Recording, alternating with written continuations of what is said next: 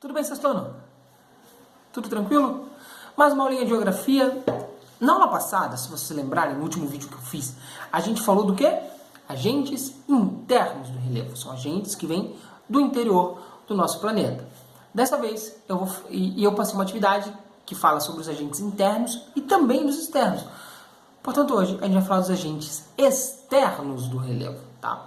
A palavra-chave aqui, uma palavra para vocês decorarem, saberem o significado, é a palavra erosão. Então, essa palavra vai ser muito utilizada por mim durante a aula de hoje, muito utilizada nas próximas aulas. Então, gravem bem ela, erosão. O que é erosão? Erosão é o desgaste que as rochas e a terra sofrem. Fácil, né? É o desgaste. Eu vou dar um exemplo bem básico, tá? Bem simples, eu quero que vocês peguem esse exemplo. Pegou uma borracha aí, eu vou esperar. Pegou uma borracha? Agora você vai fazer o seguinte. Você vai pegar a borracha e vai passar a borracha no papel.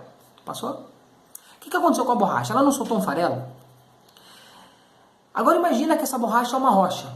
E ao longo de milhões e milhões de anos, água, gelo, vento, animais, seres humanos vão desgastando essa rocha.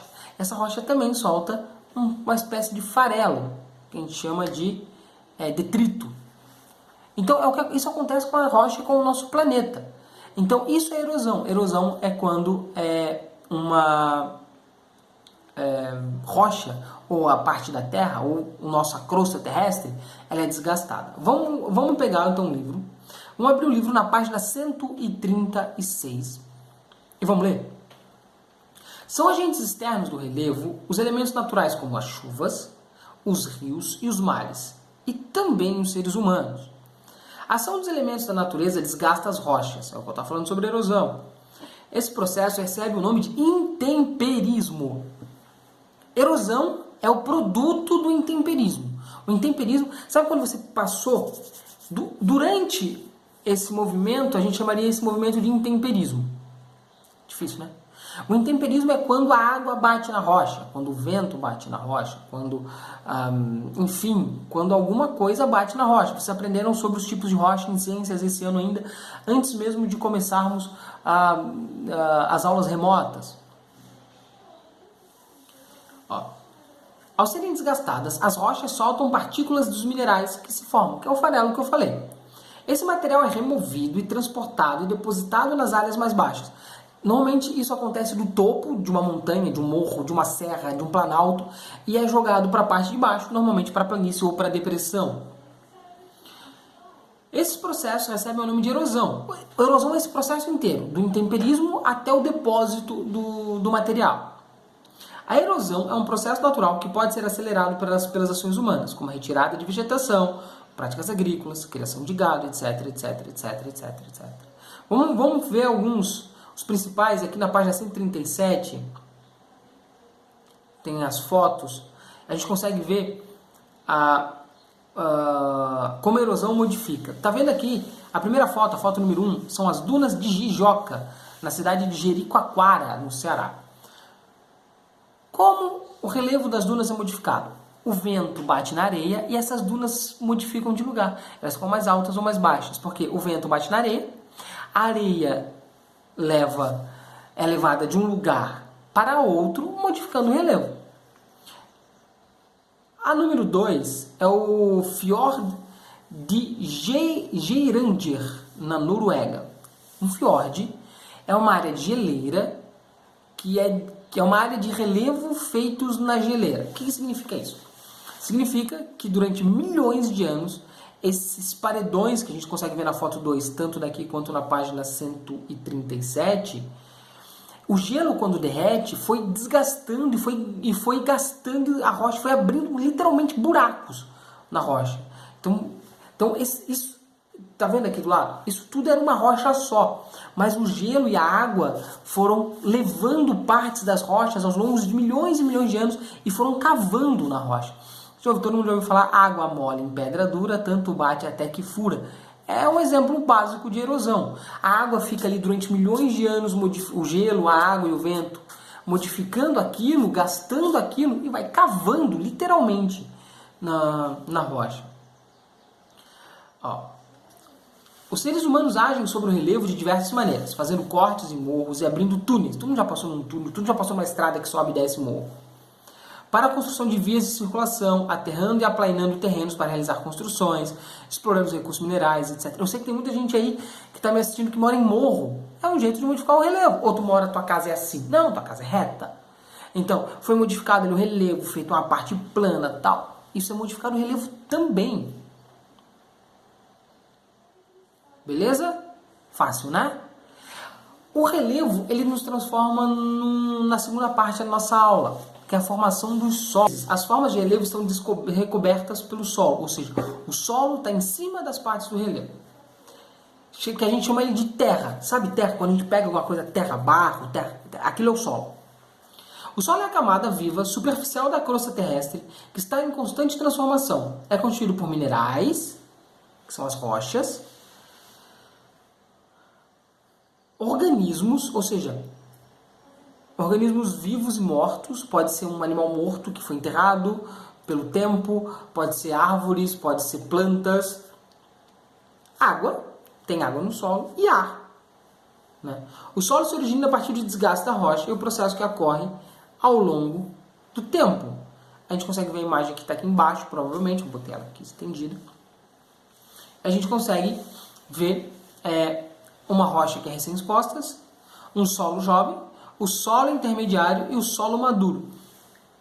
Tudo parte da base da rocha mãe, que é aquela lá da primeira rocha recém-exposta, que foi sendo desgastada pela água, pelos agentes externos, pela água, pelo vento, pelos animais, e foi se transformando numa poeira, num pó, numa areia, num barro, e aquilo foi dando origem à grama, que foi sendo plantada ali pela natureza, a pequenas árvores, até chegar num solo maduro, que é um solo extremamente profundo e que gera grandes árvores e tudo mais.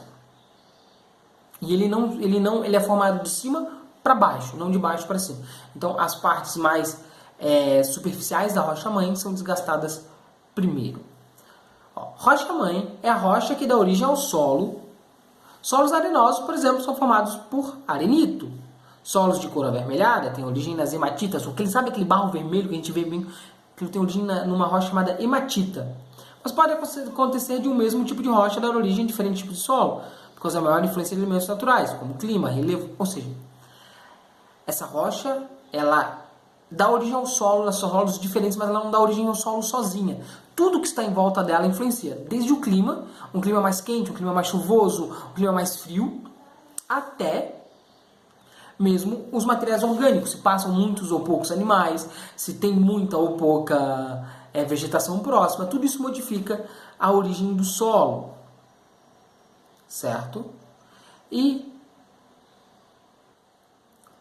o que influencia? Clima, relevo e seres vivos. Clima. Em regiões de clima quente e úmido, clima que é muito calor e chove bastante, os solos são mais profundos e tem mais matéria orgânica que as regiões de climas frios e áridos. Por quê? Porque a chuva ajuda a desgastar o solo. É o que a gente viu no começo da aula. Então, o solo, a desgastar a rocha, desculpa. Então, lembrando que o solo é rocha desgastada. Então, quanto mais rocha desgastada maior é o solo, mais profundo é o solo. Isso acontece porque as altas temperaturas e a alta umidade contribuem para a decomposição dos restos de plantas e animais, para que as rochas se transformem mais rapidamente e de forma mais intensa. A decomposição... Quem tem hortinha em casa, a mãe sempre tem aquele solo preto, aquela terra preta, que é um solo, um tipo de solo. A mãe de vocês muitas vezes bota casca de ovo, casca de batata, casca de cenoura, resto de comida. Por quê? Porque quando entra em decomposição, essa matéria orgânica decomposta ajuda a transformar o solo. Ela se une e se mistura ao solo. Quanto mais quente, mais úmido, mais rápido algo é decomposto e mais rápido ele se junta ao solo, transformando num solo mais profundo. É até melhor, um solo mais fértil. Relevo. A água costuma se infiltrar mais facilmente em terrenos planos e com vegetação, o que favorece a transformação das rochas e a formação de solos profundos. Ou seja, os solos são muito mais profundos em áreas planas, de planície ou de planaltos. As montanhas, o solo é bem fininho, Na lateral dos planaltos, nas escarpas, o solo é bem fininho, nos morros o solo é mais fino. Em terrenos inclinados, a água escoa, ou seja, a água não fica parada, ela corre. E a alta umidade contribui para havendo maior possibilidade de erosão, formando os solos menos profundos e mais secos. Ou seja, lembra que a erosão é levar um detrito de rocha de um lugar para o outro? Se a água está parada, ela vai levar para algum lugar? Não, a água vai se infiltrar ali. Compensação, se a água está correndo, ela leva junto esse material, ou seja, transformando o solo mais fino, né? De uma maneira bem simples. Seres vivos. Quando os seres vivos morrem, eles sofrem decomposição, passam a integrar junto com as plantas a matéria orgânica do solo, que é muito rica em nutrientes. Além disso, pequenos animais como minhocas, cupins, aranhas, centopeias, entre outros, tornam o solo mais fértil, arejado, aquele solo fofo, facilitando a infiltração de água e os micro-organismos, como bactérias, fungos, atuam decompondo a rocha-mãe. Ou seja, olha quantos seres vivos modificam. Primeiro, eles entram em decomposição, aumentando esse solo, deixando esse solo mais fértil. Alguns animais que vivem embaixo da terra, as minhocas, por exemplo, eles criam buracos. As formigas, minhocas, cupins, eles criam buracos. E esses buracos fazem com que a água entre no solo, deixando o solo mais fofo. Um solo mais fofo, uma semente entra mais fácil. Uma semente entrando mais fácil vai gerar uma árvore mais fácil. Fungos, bactérias, aqueles cogumelos, eles ajudam, eles comem, entre aspas, a rocha-mãe, fazendo uma erosão também, fazendo um intemperismo. Então, hoje você aprendeu quais são os elementos de formação de rochas externos, que eu esqueci o nome aqui de cabeça, são os agentes externos do relevo, e também como o solo se forma. Na próxima aula a gente entende a importância do solo. Valeu, pessoal, até a próxima!